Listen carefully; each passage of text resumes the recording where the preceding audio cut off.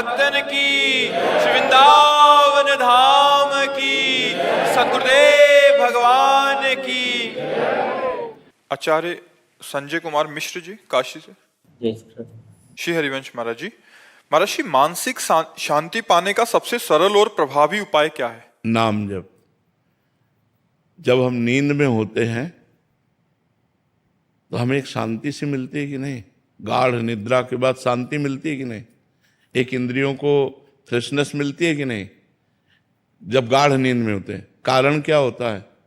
कारण होता है संसार का चिंतन छूटना।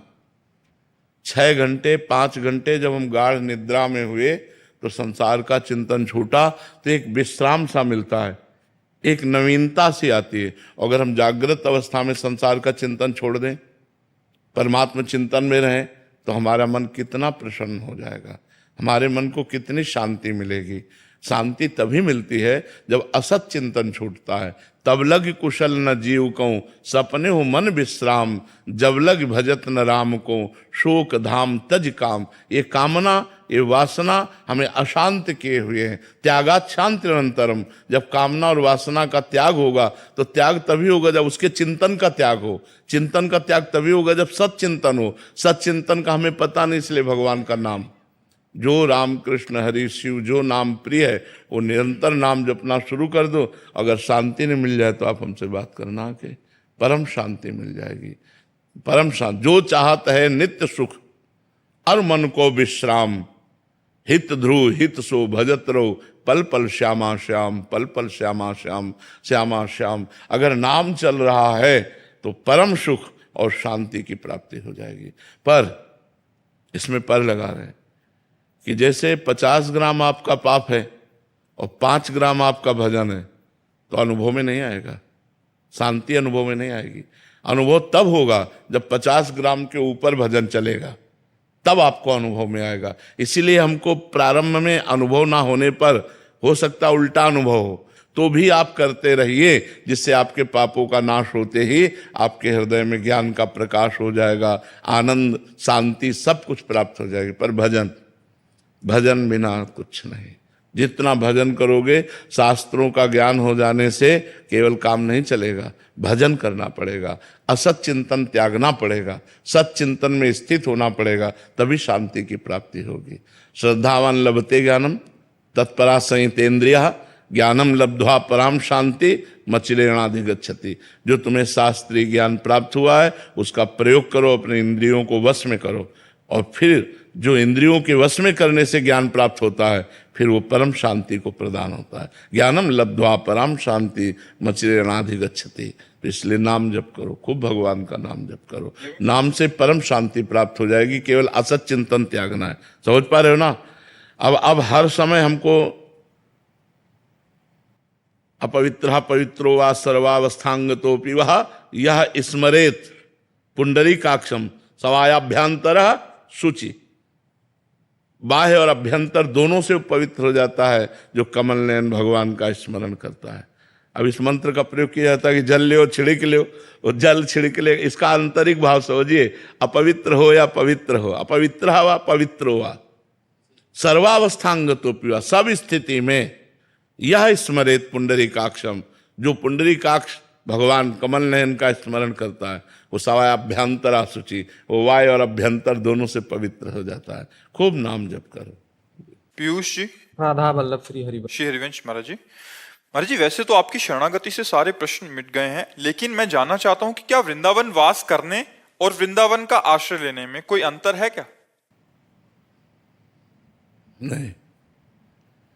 आप लाखों कोस दूर हो, वृंदावन के आश्रित हो, वृंदावन को चिंतवन, यह दीप उर्बार, कोटि जन्म के अघ तमय काट करे उजियार। आप रोज मन से वृंदावन आ रहे हैं, बिहारी जी के दर्शन, राधा वल्लभ जी के दर्शन, रोज वृंदावन की परिक्रमा, यमुना जी, रोज संत दर्शन, ये वृंदावन वास का ही फल मिलेगा। चाहे जहाँ रहो वृंदावन का चिंतन करो, करोड़ों जन्मों के पापों का नाश करके वो हृदय में प्रेम प्रकाशित कर देता है। देखो भाई जी महाराज और राधा बाबा गीता वाटिका में रहे तो संपूर्ण वृंदावन का प्रेम तो उनको वहीं प्राप्त हुआ कि नहीं प्राप्त हुआ? तो अगर हम दूर देश में कहीं रह रहे हैं और वृंदावन का चिंतन कर रहे हैं, धाम के आश्रित हैं, तो वही लाभ प्राप्त होता है। वृंदावन का वास मिल जाए तब तो कहना ही क्या है। जब वास नहीं मिला तो वृंदावन का आश्रय और वृंदावन का चिंतन, वृंदावन की उपासना, ये वृंदावन को ही प्राप्त कराते हैं। देवाशीष जी, हर हर महादेव। राधे राधे महाराज जी, आपके चरणों में कोटि कोटि प्रणाम। महाराज जी, परोपकार करते समय मन में ये विचार आता है कि इससे मुझे अच्छा फल मिलेगा तथा लौकिक और पारलौकिक उन्नति होगी, परंतु इस भावना के स्थान पर ये भाव कैसे लाएं कि इसके फलस्वरूप मुझे भोलेनाथ जी का प्रेम प्राप्त हो? नहीं, आपके पास जो कुछ वस्तु प्राप्त है वो भगवान की दी हुई है, आप ऐसा मानते हैं कि नहीं? ठीक है, आप जिसको दे रहे उसमें भगवान है कि नहीं? तो भगवान की वस्तु भगवान को दे रहे हैं, हम बेईमानी से बच गए। ईमानदारी, उनकी वस्तु उनको दे रहे। त्वदीयम वस्तु गोविंदम तुभ्यमेव समर्पये, आपकी चीज आपको समर्पित कर, इससे भगवान की प्राप्ति हो जाएगी। तो हमें चाहिए अपनी वस्तु मान के नहीं, जिसको दे रहे हैं उसमें भी भगवान, और जो हमें दिया है वो भी भगवान ने दिया, तो भगवान की दी हुई वस्तु भगवान को समर्पित। त्वदीयम वस्तु गोविंदम, आपकी वस्तु गोविंद आपको दे रहे हैं। त्वदीयम वस्तु गोविंदम तुभ्यमेव समर्पये, समझ रहे ना आप? अविनाश शाह जी, राधा वल्लभ श्री हरिवंश महाराज जी। महाराज जी, सत्संग और एकांतिक वार्तालाप के माध्यम से आपसे जुड़ा हूं।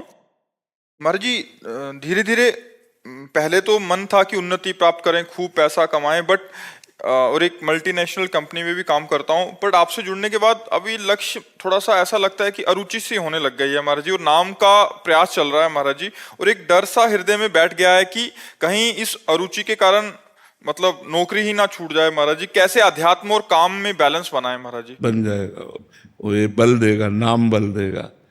देखो, आप जो भी अभ्यास करते हो, लेकिन अपने लोगों का अभ्यास तो हमको आना पड़ता है ना समाज में। हम आके प्रश्न उत्तर करते हैं कि नहीं, अपनी ड्यूटी कर रहे हैं कि नहीं? तो आपको अपनी ड्यूटी करनी है, हम अपनी ड्यूटी कर रहे हैं। अपनी अपनी ड्यूटी निर्वाह करते हुए भजन करो। ऐसा हमारी अंदर से पूछो तो हमारी रुचि थोड़ी कि मैं समाज में बैठूं जाके। हमारी तो रुचि है कि सुबह से एकांत में चिंतन करूं, लेकिन सुबह सुबह हमें भगवान ने ड्यूटी दी है, तो अपनी ड्यूटी कर रहे हैं ना। तो ऐसा नहीं कि हम अपना व्यापार छोड़ दें, अपनी ड्यूटी छोड़ दें, अपने काम छोड़ दें, नहीं। हम व्यापार करते हुए, ड्यूटी करते हुए भगवान का स्मरण करें, भगवान का भजन करें। मतलब आप सोचो, चक्रवर्ती सम्राट अम्बरीश जी महान भक्त थे कि नहीं? उनका चरित्र पढ़ो तो वो चक्रवर्ती राजा पद का निर्वाह करते हुए भगवान की भक्ति कर रहे हैं। हम लोग तो बहुत छोटे छोटे कार्यों को कर रहे हैं, वो तो पूरे राज्य का भार लेकर के भी भगवान का भजन कर रहे हैं। तो हमको भजन में रुचि बढ़ानी है, लेकिन अपने कार्य जो कर रहे हैं वो भी भगवान की सेवा मानकर करना है। कार्य छोड़ करके ऐसे बैठ जाना ठीक नहीं है। सबको, चाहे जितना बड़ा कोई संत हो, समाज सेवा करनी पड़ती है। भगवान ऐसे नहीं जाने देते यहाँ से, चलो करो समाज सेवा करो। तो वही समाज सेवा तुम भी कर रहे हो। अपनी अपनी जगह जो है वो समाज की सेवा कर रहे। एक किसान बहुत अन्न पैदा करता है, उसको भले बेचता है, लेकिन लाखों का पेट भरता है। आप जिस कंपनी में काम कर रहे हो, कुछ निर्माण हो रहा होगा, कुछ बन रहा होगा जो समाज सेवा में आता है। आपको चंद रुपए मिले, उससे परिवार का पोषण हो रहा है, शरीर का पोषण हो रहा है। उसी रुपए से आप दान पुण्य कर सकते हो, आप धर्म कर सकते हो। तो भजन करते हुए ये सब करना चाहिए, छोड़ना नहीं चाहिए। राजेंद्र जी, राधे राधे महाराज जी। महाराज जी, क्या त्रिदेव ही शक्तिमान है? क्या उनसे भी ऊपर कोई सर्वशक्ति विद्या? एक ही है। सबसे खुली बात समझ लो, वह परमात्मा एक है। अब उसे ब्रह्मा कहो, विष्णु कहो, महेश कहो, राम कहो, कृष्ण कहो, राधा कहो, दुर्गा कहो, शिव कहो, भैरव कहो, जो चाहो कहो, वो एक है।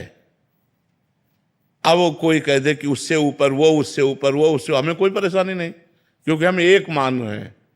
आप कह दो सबसे नीचे जो है वही श्रेष्ठ है, हम वो भी माने। आपको बीच वाला श्रेष्ठ है, वो भी मान रहे हैं। आपको ऊपर वाला श्रेष्ठ है, वो भी मान रहे हैं, क्योंकि एक है वो। इसकी कोई काट है? वो एक है बस। उसका तुम कोई भी नाम रूप लो, हमारी दृष्टि में वो एक है और सर्वत्र है। सर्वत्र है, कोई जगह ऐसी नहीं जहां ना हो, और सर्वरूप है। जितने रूप है सब उसी के है, वो एक है। कहीं भी लग जाओ, एक मान के लग जाओ, सब सवाल हल हो जाएगा।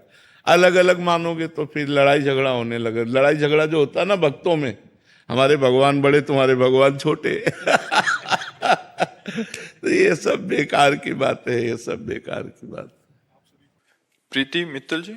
श्री श्री हरिवंश महाराज जी। गुरुदेव भगवान, मेरा प्रश्न है कि प्रेम की सर्वोच्च या उत्तम स्थिति कौन सी होती है? भगवान सहज ही किस प्रकार के भक्त पर कृपा कर दर्शन देते हैं? पहला जो प्रश्न है कि सर्वोत्तम प्रेम की स्थिति, जब मैं का पूर्ण विस्मरण हो जाता है तब प्रेम की सर्वोच्च स्थिति होती है। और जब तू का पूर्ण विस्मरण हो जाता है, मैं की स्मृति में खो जाता है, तो ज्ञान की सर्वोच्च स्थिति होती है। मैं के सिवा कुछ नहीं, ब्रह्म नहीं, माया नहीं, नहीं जीव नहीं काल, अपनी हूँ सुधि ना रही, एक रहो नंदलाल। ये प्रेम की स्थिति।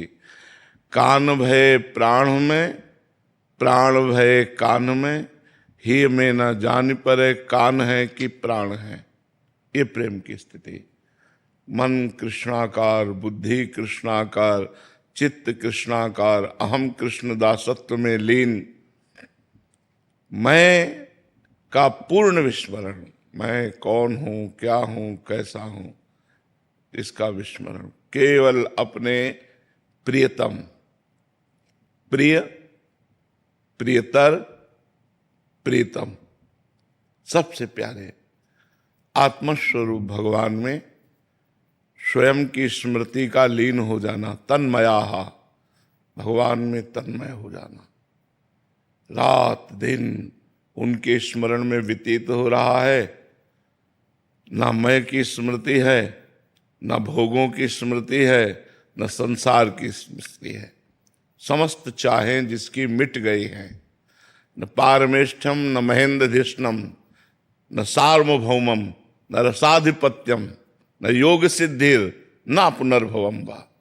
जिसे पारमेष्ठी पद ब्रह्मा का भी जो ब्रह्म पद है वो नहीं चाहिए, जिसे देवराजेंद्र का पद नहीं चाहिए, सार्वभौम सम्राट पद नहीं चाहिए, योग की सिद्धियां नहीं चाहिए, मोक्ष भी नहीं चाहिए, केवल प्रेम।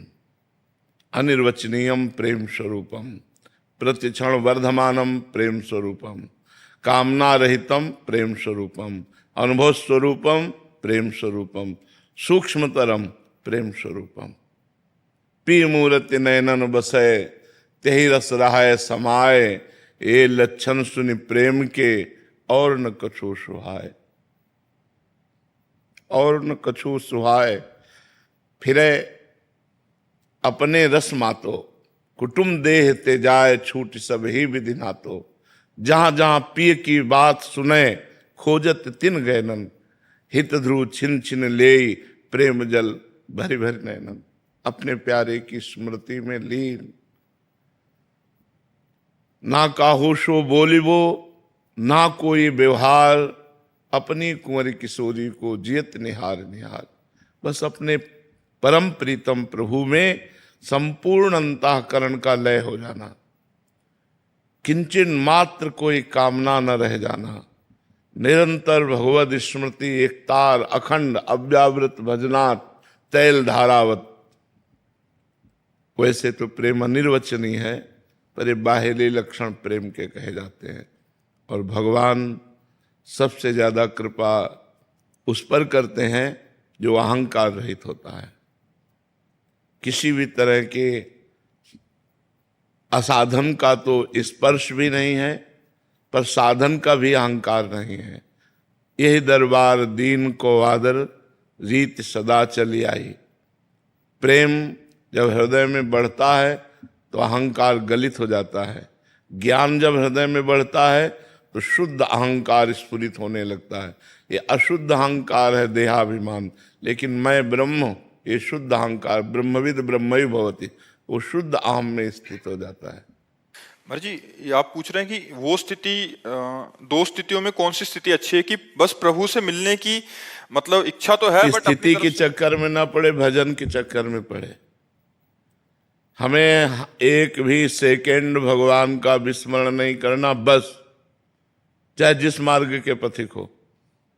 चाहे आप अष्टांग योग में चल रहे हैं तो अपनी चित्तवृत्ति का निरोध करके परमात्मा में स्थित कीजिए, ज्ञान मार्ग में चल रहे हैं तो अपनी समस्त चित्तवृत्तियों को शांत कर दीजिए, कोई सत असत चिंतन ही ना रह जाए, तो आपका जो स्वरूप हो प्रकाशित हो जाए। भक्ति में है तो भगवदाकार चिंतन, मुरारी पादार्पित चित्तवृत्ति, चिंतन में लगे, स्थिति के चक्कर में ना पड़े, स्थिति अपने आप आ जाएगी। चिंतन नहीं तो स्थिति का चाहे तो आप प्रवचन कर लीजिए, स्थिति थोड़ी हृदय में आने वाली है। स्थिति तो भजन से आती है, सत चिंतन से आती है, असत चिंतन के त्याग से आती है। तो जितना असत चिंतन संसार देह का, भोगों का, ये सब त्याग होगा, उतने आप में दैवी संपदा जागृत हो जाएगी, उतने आप भगवत स्वरूप का अनुभव करने लगेंगे। हेमा जी गुड़गांव से। राधे राधे महाराज जी। राधे राधे महाराज जी। महाराज जी, शास्त्र कहते हैं कि जो भी हमारे साथ होता है वो हमारे पूर्व कर्मों का फल होता है और पहले से ही निश्चित है। तो क्या हम अपनी मेहनत, दृढ़ निश्चय से अपनी किस्मत को नहीं बदल सकते? मेहनत से नहीं बदल सकते, भजन से बदल सकते हो, तपस्या से बदल सकते हो।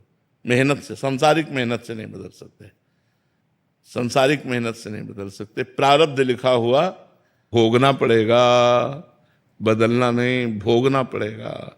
इसलिए हम तुम्हें सच्चाई वाली बात बता रहे हैं, जो प्रारब्ध में लिख गया है उसे भोगना पड़ेगा। आगे संभालो, आगे का काम संभालने के लिए मनुष्य जीवन मिला है। दुख सुख को भोगते हुए हम ऐसा भजन करें, ऐसे सत्कर्म करें, ऐसे अच्छे कर्म करें कि मेरा अगला पार्ट जो हो वो बड़ा पवित्र और निर्मल और दुख रहित हो। पिछले में जो लिख गया है उसे तो भोगना पड़ेगा भाई। कर्म का प्रेशर जब आएगा, दबाव आएगा, आपको वैसे ही भोगना पड़ेगा जैसा हो। बुद्धि काम नहीं करेगी। तो जैसी हो भर्तव्यता तैसी बने सहाय, आप ना आवे ताहि पर ताहि तहां ले जाए। वो वैसी जगह चला जाएगा, वैसे ही घटना घट जाएगी, वैसे ही बात बन जाएगी। तो हमें लगता है नाम जप करो जो तुम्हें सहने की सामर्थ्य दे, नाम जप करो जो तुम्हारा अगला पार्ट बहुत पवित्र और सुखमय हो। ये बात तो हमारे सिद्धांत की है। नहीं है तो कितने भी मेहनत करो, अगर आपका बुरा प्रारब्ध है तो आपको गिरा के रहेगा। तो हमें लगता है भगवान का नाम जप करो जो वही संभाल सकते। नहीं, बहुत संकट में हैं हम लोग। हम यहाँ से चलें सुरक्षित घर पहुंच पाएंगे कि नहीं, कोई गारंटी है? कब कहाँ ठोक जाए, कब कहाँ क्या हो जाए, कुछ पता है? हम भोजन परोस करके आगे खा पाएंगे कि नहीं? नहीं, हमको सावधान होना चाहिए। इसका नाम मृत्यु लोक है, कभी भी मृत्यु हो सकती है। मुझे वो कमाना चाहिए जो किसी भी योनि में नहीं कमाया जा सकता, वो है भगवान का नाम। वो तुम्हें दुख से बचाएगा, तुम्हें अच्छे लोगों से मिलाएगा, तुम्हारे कार्यों को बनाएगा, तुम्हें लोक परलोक सब जगह साथ देगा। अगर रुपया है तो कहीं भी चले जाओ, बढ़िया किराए का मकान ले लो, खान पान ले लो, अब तो ऑनलाइन आपके घर पहुंच जाएगा। ऐसे ही नाम रूपी धन है ना, तो लोक परलोक सब जगह आनंद करोगे। और नाम नहीं है तो फिर किसी काम के नहीं। इस नाम तो बिल्कुल बंद हो गया। अब बंद कैसे हो सकता है जब आप बोलो राधा चल रहा है ना। अब सिद्ध बनना चाहो कि तुम्हारे मन से चले, तब तो वो तब चलेगा जब सारे पाप नष्ट हो जाएंगे। अभी हमको जिह्वा से जपना है। यद जिह्वाग्रे वर्तते नाम तो राधा राधा राधा राधा राधा राधा राधा राधा राधा राधा। मन कह रहा है कि नहीं जपना राधा राधा राधा राधा राधा। एक जिद्दी स्वभाव, एक हठी स्वभाव में बनाकर ओवर टाइम में जैसे लेबर लग करके 2 घंटे और पैसा मिल जाएगा मुझे, ऐसे हमको और बैठ करके राधा राधा राधा राधा राधा राधा राधा, अभी सब ठीक हो जाएगा। आशुतोष स्वरूप जी ऋषिकेश से। राधे राधे महाराज जी। महाराज जी, एक संत की दिनचर्या कैसी होनी चाहिए जिससे वो भगवत प्राप्ति आसानी से कर सके? हमें तो एक ही बात समझ में आती है कि यदि जीवन भर वैरागी कोई स्त्री का संसर्ग न हो और निरंतर भगवत स्मरण परायण हो, वो माया पर विजय प्राप्त कर लेगा। असंगता और स्मृति, ये 2 जीवन की बहुत बड़ी पकड़ होनी चाहिए। और तो प्राय सब साधारण नियम है, 2 बजे उठ जाए, अब ये करे ये करे। जब जगे भगवत स्मृति, आत्मस्वरूप का चिंतन, और जब सोए तो समाधि। असंग रहे। अगर भजन ना भी बने तो कामिनी का संसर्ग ना होने पाए जीवन भर में, वो निकल जाएगा। कंचन से उतनी हानि नहीं है, क्योंकि आज आपको वैराग्य हुआ किसी महापुरुष के संसर्ग से, आपके पास करोड़ों जमा है, आप फेंक दीजिए, आप वहीं पड़े रहने दीजिए, आप यमुना में फेंक दीजिए, खत्म खेल आपका कंचन का।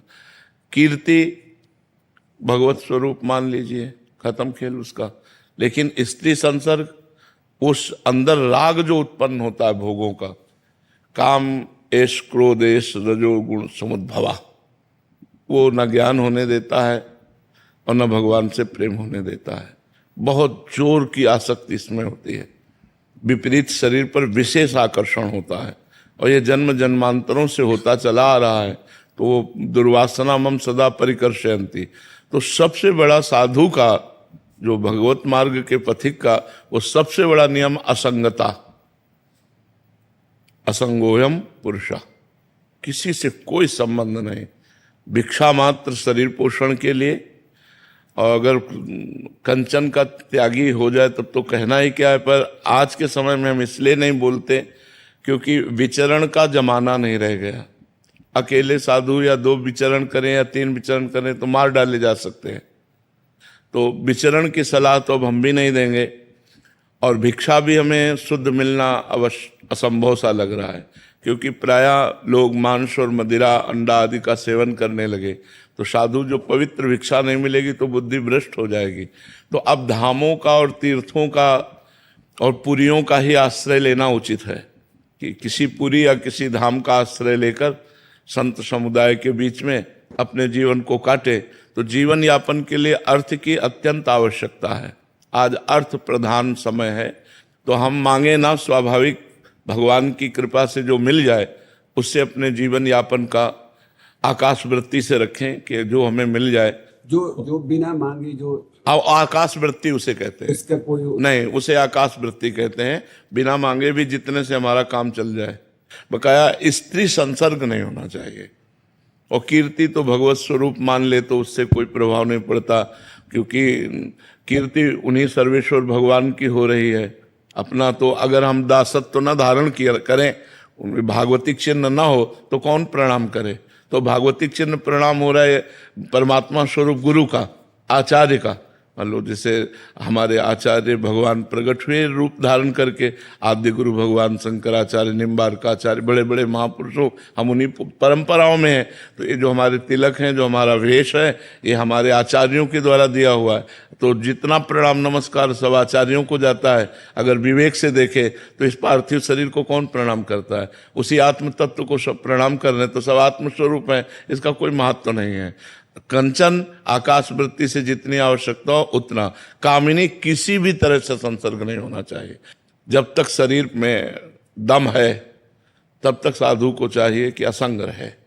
अब मरणासन में पड़े हैं तो अब वो बात अलग है, लेकिन जब तक ऐसी स्थिति नहीं है तब तक संसर्ग से दूर रहने। पक्का 100% चूक हो जाएगी, चूक हो ही जाएगी, चाहे जितना बुद्धिमान हो और चाहे जितनी अवस्था का हो। इस पर हम मानने के लिए तैयार नहीं, क्योंकि जब तक भगवत प्राप्ति नहीं होती, आत्मस्वरूप का बोध नहीं हो जाता, तब तक एक भूख रहती कि कोई तो अपना हो, कोई तो हमें आदर दे, कोई तो प्यार करे, कोई तो अपना कहे।